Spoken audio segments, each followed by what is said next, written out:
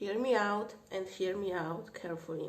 Having a bad day, even a really bad day, is not necessarily a bad thing. Yes, it's unpleasant for however we look at it, it's unpleasant. But it doesn't mean that it's bad, it doesn't mean that it's negative, and it doesn't mean that it's not needed. Couple of reasons here. First, if you have an infection, probably you noticed it. Runny nose, cold, like anything like that, your mood goes low. It's basically impossible to be sick and be super joyful. And scientists still don't really know why is that. There is a theory that I personally find really convincing that makes a lot of sense also when we talk evolution and like how it was thousands of years when we lived in a very small communities, but also right now if you have a family, job, right, and you meet people there, it actually makes sense for you to feel low, to feel like you don't really want to talk with anyone when you have an infection, to like stay at home instead of be spreading the virus. So that's one explanation of what's going on behind you feeling bad. And you have an infection, again, it's like for sure it's your manifestation. And very common for that is because you were overworking, you were overproductive, and right now universe, your body, everything makes you too slow. Scenario number 2, you are receiving an important information over what you need to change. Positive thinking culture and the good vibes only culture, they had a great intention, but the results are not great at all. Here I am. I have my low-pay job that I hate so much, or I have this terrible toxic relationship that basically is eating me alive. But here I am trying to stay positive, like focus on what's good and working and where I'm grateful, so I can be happy, so maybe something will change. It won't work. Your negative emotions are your friends. Your positive emotions gives you information over what's good, what's working, what you like.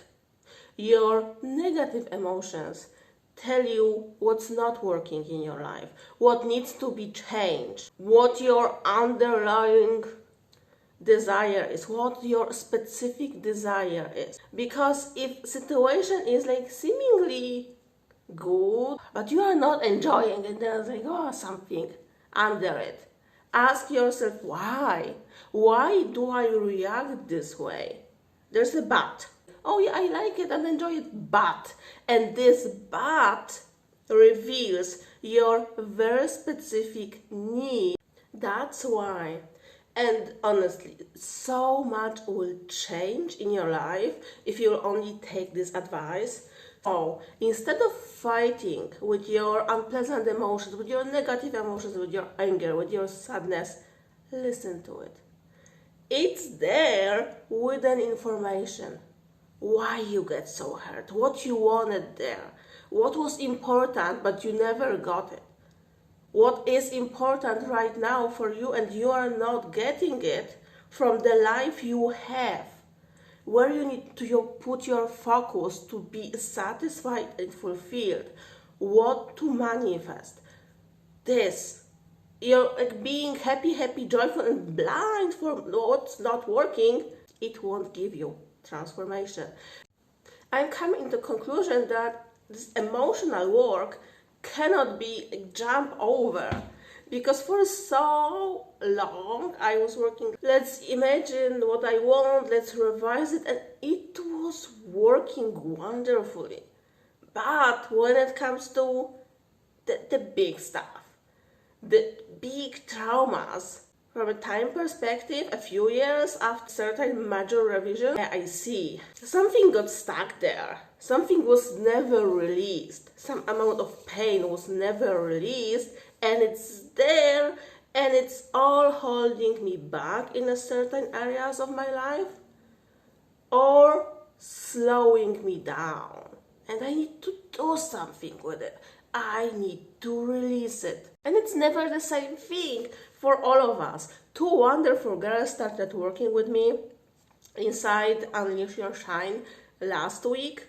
And with both, we started with the same thing. At first, we're focusing on what is unpleasant there.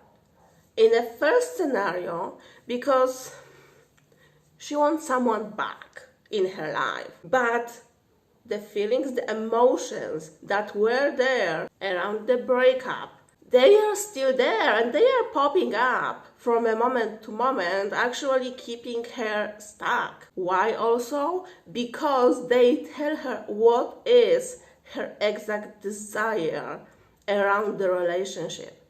It's not only this person back, it's how she wants to be treated, how she wants to be talked about and talked to, how she wants to spend time with that person. All of that is buried in the anger, the resentment, the feelings of abandonment that were there. This needs to be unpacked. And the other girl scenario, there is a fear that, okay, oh my God, it's so good, but what if I will lose it all?